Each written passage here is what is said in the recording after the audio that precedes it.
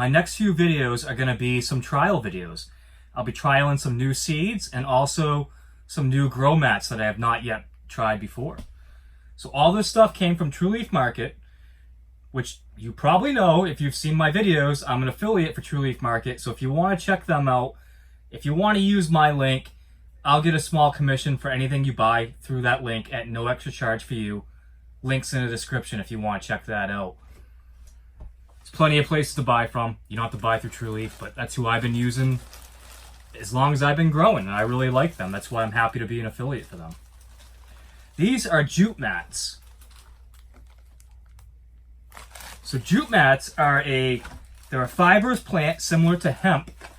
Not going to read the whole description, but they do look pretty nice. They're pretty thick. So if I can give you a shot of that. I'm sure you've seen on a lot of my recent videos, I've been using Rockwool. This is a Rockwool crest plate. You can find these on Amazon.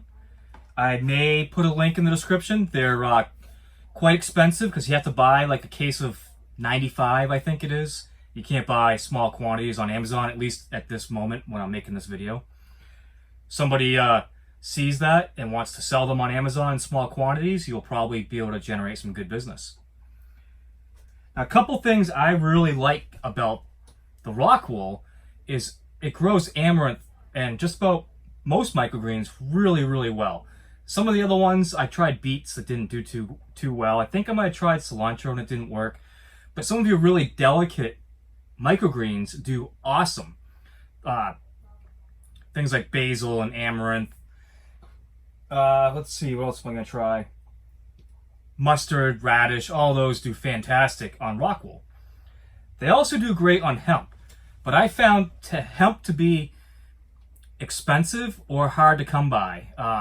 True Leaf Market did have it, and then they didn't have it, and they might have it again, I'm not sure. But they have these jute mats, and I want to try these. These were fairly inexpensive, and we're going to give them a shot, see how they do. In case you're wondering, it is extremely hot in here right now, and I am dying. But doing the best I can, sweating away. It's why I keep picking up my glasses because I'm sweating and they're falling down, but we'll get through this. So I've got some Polar Spring water straight out of the tap. Comes out nice and green this way. No, it doesn't. Actually, it's got Grow in it, which is a nutrient supplement that I like to use for hydroponic growing. Some people have great results with just water. I never have. I know other people have tried it. Brent has tried it. If you haven't seen his channel on, I think it's Growing with Brent.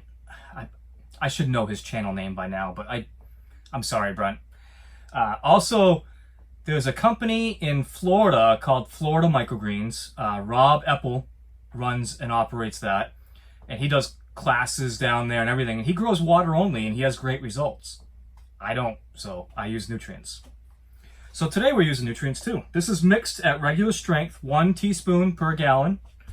And I know the Rockwool really likes to soak this up. So I put a lot of it right to it.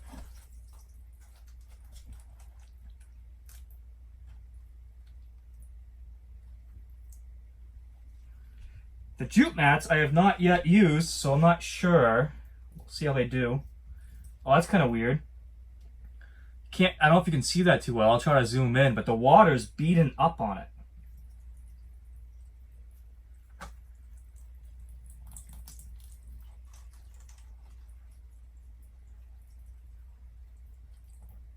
So we'll let that sit there for a second. That's kind of interesting. I really didn't expect that. It's just doesn't really want to take in the water. We'll let it soak, see if it takes it up. I am guessing that once they get really wet, they probably retain water really well. They don't seem to really want to take it so far. I'm guessing maybe after they've soaked it up, they kind of hold on to it. Where the Rockwool just was like a sponge. It just sucked the nutrients right in. So it's been a few minutes, and it doesn't seem like it's absorbed a whole lot of the water. I mean, it's really wet, but to move along, I'm going to drain out some of it like it says to. And I've got more trays I'm going to plant after these first two, so I'll just dump this on the Rockwool for the other trays. I'm going to leave a bit in there because I think it's going to continue soaking up some of that liquid. Now, to start this test, I'm going to use a basic salad mix. Always make sure you have a trusty measuring device. Steal this from the kitchen. It's a tablespoon. And I'm just going to sprinkle on that tablespoon of basic salad mix, nice and evenly.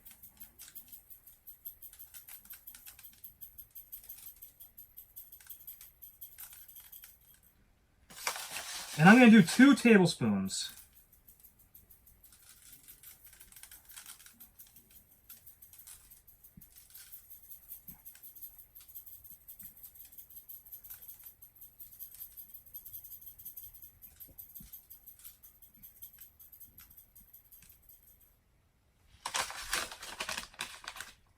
Now you want to make sure you get it as nice and even as possible without spending forever on it. Do the same thing on the jute mat.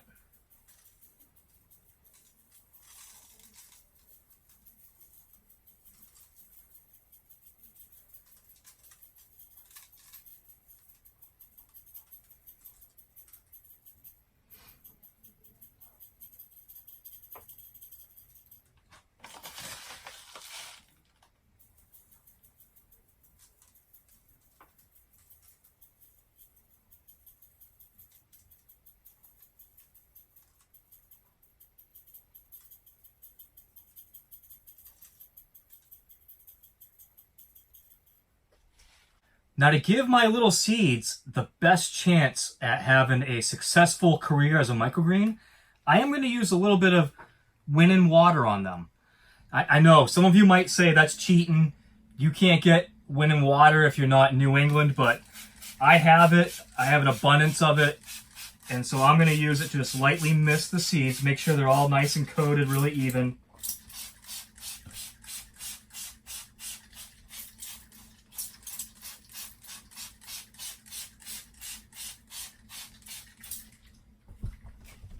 All right, that's our basic salad mix.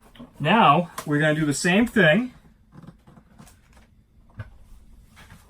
Just going to stack them right on top of each other. You can stack on top of basic salad mix, it's fine. And we are going to use Amaranth on these.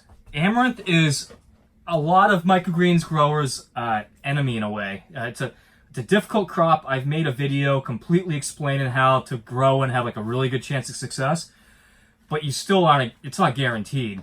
And I have found that on the Rockwool, it almost is a guarantee. So it becomes super easy to grow Amaranth when you're using Rockwool. I had a little bit of trouble when I was out in my microgreens palace of it just burning a little bit. It had nothing to do with the Rockwool though. But I'm not going to put too much on that because I might have to dump some out of this to go into it. But so I'm just going to cover up this jute mat. It's really interesting the way it seems to repel the water.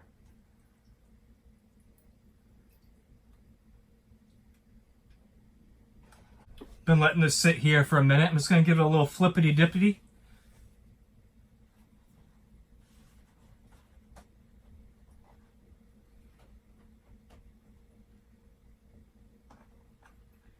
It really seems to be struggling to take on the water. I don't get it. I'm hoping that once it's gotten wet once, it wettens again really easy after that. We'll see. I'll hold any judgment until we get this grow done.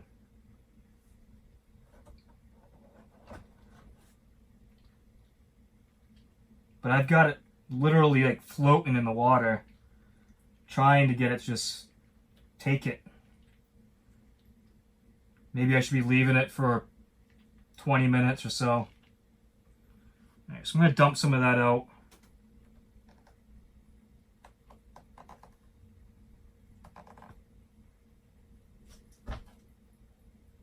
Just like the other one, I'm going to leave quite a bit in there in hopes that it will soak it up. And even after all that, the Rockwool could use a little bit more. The Rockwool will hold a ton of water. Rockwool will hold, one crest plate will hold upwards of about a quart of water, believe it or not. It's one of the reasons why I love it. We're going to grow Amaranth, red garnet Amaranth. I thought Amaranth would be a really great test to do side by side. So what I'm going to do is I'm going to go just under a tablespoon. About 3/4 of a tablespoon. And spread that Amaranth as evenly as I possibly can. That's important with Amaranth. No matter what you're growing on, you want it nice and even. Amaranth does not want to be crowded.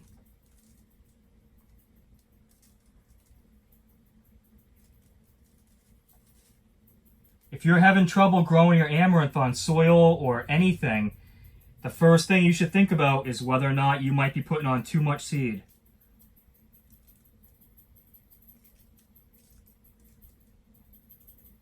I think overseeding is a real common issue with a lot of microgreens growers when they're first getting started. They think they want to grow as much on one little area as they possibly can, and to some extent that's true, but you don't want to grow so much that you make your own life miserable because you get a terrible crop. All right, so the same amount of seed on our jute mat.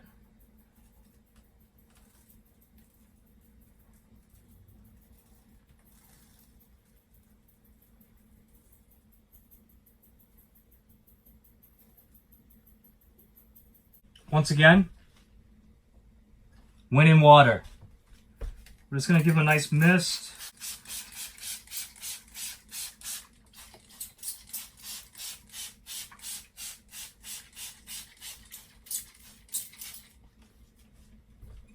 We want to make sure that we really score with these trays. Sorry guys, it's pre-season. I'm getting a little hyped up. So now I've got trays I'm going to use as just blackout domes. And they will stay covered for probably 3 days. I'll check on them every now and then and see how they're doing, but they're likely going to stay for 3 days. Let's see if they fit on this top shelf. You can't see it, but they fit perfectly. Same here. Oh, you can feel the weight difference with the Rockwool. The Rockwool is substantially heavier. Let's check on those, report back 3 days probably, and see how they're doing. I got high hopes for the Jute Mats. Not crazy about how they took on the water. Maybe they need to soak for a little while, but we'll see. Let's see how this goes. It's been 3 days, and I just uncovered the test examples we have here, and let's see how they're doing. Here is the Rockwool. You can see the Amaranth is doing really nice. A little funny in the back there, but not a big deal. For the most part, it looks really good. Nice and tall. Basic salad mix, it grew kind of funny. I think it would have been better had I not stacked it. I don't have this problem on soil, but it looks like a lot of the roots didn't really want to take into the Rockwool. And so as the first things to grow, which I think are probably arugula, they kind of picked up the other ones, and just a lot of that's going to probably dry up and not be great. So that's probably not a normal Rockwool problem, but hey, it is what it is. Here are the Jute Mats, and I did not get good germination at all with the Amaranth. I couldn't get it. It didn't want to stay wet. It's like you either saturate this stuff or it kind of drains right back out. Doesn't really hold moisture very well. And I pointed that out a little bit as I was trying to water them in to begin with. They just don't really want to hold the water. Although the basic salad mix is doing pretty good. So it seems like it rooted better than the Rockwool did. So we're going to keep this experiment going and keep updating, and let's see how it goes. Let's get this video wrapped up on the Jute Mats trial compared to Rockwool. Now, I want to be completely honest. I don't think I did the best job with the Jute Mats. The way that they hold water is different than the Rockwool, and I struggled a little bit to keep them the right amount of wet, and it kind of shows. I also screwed up with the Rockwool a little bit. You could see that earlier where I probably didn't stack it long enough or introduced the little shoots to light too soon, but I think you'll see that things turned out pretty good.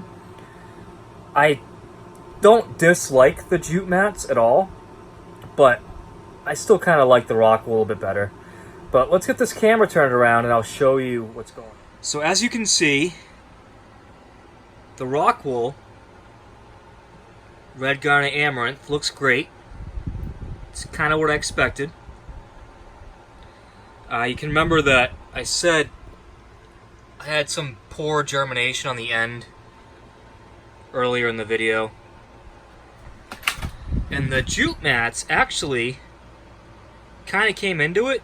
When I uncovered them, most of the seeds had not germinated because I couldn't keep enough moisture on top of the Jute Mats because they're just the way that they drain water too well, in my opinion. But a lot of them did come into it, but because they came into it after I put them under light, they didn't get the height. So you can see the difference here. If you want really dark red amaranth, then put them under lights right away. If you want them to be tall but lighter, then you want to get their height while they're covered. So that's the big difference you're seeing here. You can also see signs of where I struggled to keep the Jute Mat nice and wet. See on the edges how I had a lot of die off. I just couldn't, the Jute Mat was either soaked or it was too dry. It was really hard to dial that in for the Amaranth. Where the Rockwool was pretty easy to do. Like, water it once a day, maybe every other day. Just give it a little pickup to feel its weight. That's how you know if it's got enough water in it. Now for the mix. This is the basic salad mix. This is a little bit different story. The Jute Mat actually did extremely well. This is the Jute Mat. Let me just uncover this so you can try to get a look in there. So I got a little picked up here. You can see that that's the Jute Mat. And you can see that these did fantastic. No problem at all. No complaints. However, even though I screwed up on the Rockwool, it is slightly better. If you look, the leaves are slightly bigger on the Rockwool ones than they are on the Jute Mats. Can you guys pick that up on the camera? So this, previously when I showed this, I had a ton of like ungerminated dying shoots. And I'm sure that underneath this canopy, I still have to deal with that. But overall, you can see the difference. A huge difference. So, in this case, I think Rockwool wins again, but not by as significant amount as it did on the Red Garnet Amaranth. So those are the results of my first test with the Jute Mats. I'm going to do more because now I've learned a little bit more about how they work, how they hold water. I now have some better ideas of how to work with them. But I want to give a couple little reasons as to why you might want the Jute Mats and not the Rockwool. The Jute Mats are like a really biodegradable substance. So in your compost pile, they should break down really well. I haven't done that yet, so I don't know how well they will break down, but they're supposed to break down really well. The Rockwool mats really do not break down that well. I've got a whole bunch of them out in my compost pile, and it's just building up to a mess. I'll probably try to run my rototiller through it and try to break them up, but they really don't break down that well. The Jute Mats, I have higher hope that they will. My thought was that the Jute Mats would be a lot like a hemp mat, which I really like, but they're a little bit harder to come by. They're kind of expensive. As far as like just how do they grow, I feel like the Rockwool really kind of wins out here, but the Jute Mats aren't trash either. I've had much worse. The BioStraight I did not like. There's been a couple others I've tested over time. You can see I have a whole write-up on my website about that. Maybe I'll put a link in the description. But yeah, that's gonna do it, guys. Hopefully you enjoyed this video, and I'll have more experiments coming up very soon.